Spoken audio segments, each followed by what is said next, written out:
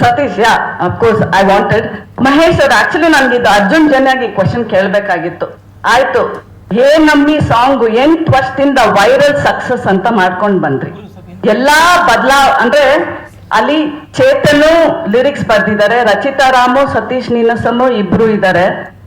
But ನೀವ್ director ಆಯ್ತಾ,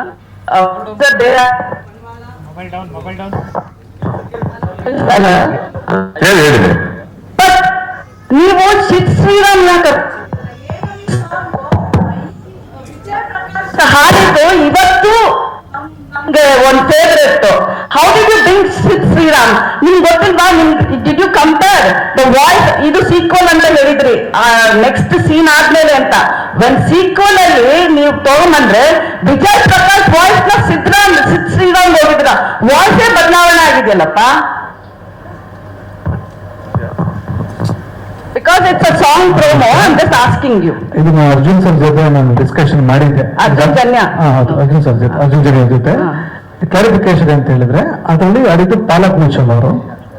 ಹಿಂದಿ ಒಂದು ವಿಷಯ ಹೇಳ್ತೀನಿ ನಾನು, ಕನ್ನಡನೇ ಆಡಿದ್ದಾರೆ. ಶ್ರೀರಾಮ್ ವಾಯ್ಸ್ ಮ್ಯಾಚ್ ಆಗಲ್ವಲ್ಲ. When you are taking Vijay Prakash, how did you bring in Sid? ಈಗ ಏನ್ ಗೊತ್ತಾ, ಸಮ್ ಟೈಮ್ಸ್ ಅರ್ಜುನ್ ಜನ್ಯ ಅವರು ಮ್ಯೂಸಿಕ್ ಡೈರೆಕ್ಟರ್ ಆದಾಗ ಏನಂದ್ರೆ ಇಲ್ಲಿ ಇಷ್ಟು ಜನ ಎಲ್ಲರದ್ದು ಡಿಫ್ರೆಂಟ್ ಒಪಿನಿಯನ್ಸ್ ಅಂತ ಇರುತ್ತೆ. ಕೆಲವ್ರಿಗೆ ಇಷ್ಟ ಆಗುತ್ತೆ ಸಿದ್ ಶ್ರೀರಾಮ್, ಕೆಲವ್ರಿಗೆ ಇಷ್ಟ ಆಗಿರಲ್ಲ. This is your opinion, we respect it.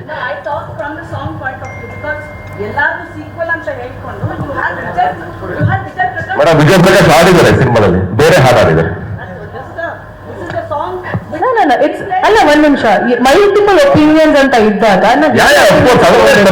Opinion ನಾನು ಅಪೋಸ್ ಮಾಡ್ತೇನೆ ನಾನು. ಇದು ನೆಕ್ಸ್ಟ್ ಸಕ್ಸಸ್ ಆಗ್ಬೇಕು ಅಂತ ತಾನೇ ಇದ್ದಿದ್ದು. This is a replacement for ಏನಮ್ಮಿ. ಅಲ್ಲ, ಇಲ್ಲ ಪ್ಲಾನೇ ಮಾಡಿರ್ಲಿಲ್ಲ,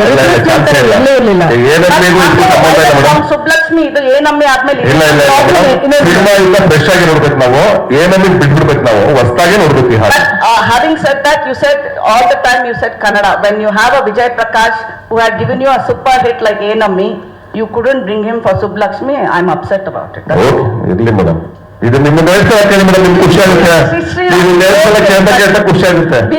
ನಾನು ನೀವು ಸೇರಿ ಒಂದು ರೀಲ್ ಮಾಡೋಣ ಮೇಡಮ್, ಇಷ್ಟ ಆಗುತ್ತೆ ಮೇಡಮ್. ಏನಿಲ್ಲ, ಇದರಲ್ಲಿ ಪ್ರಕಾಶ್ ಸರ್ ಆಡಿದ್ದಾರೆ. ಏನಕ್ಕೆ ಒಂದೊಂದು ಸಾಂಗ್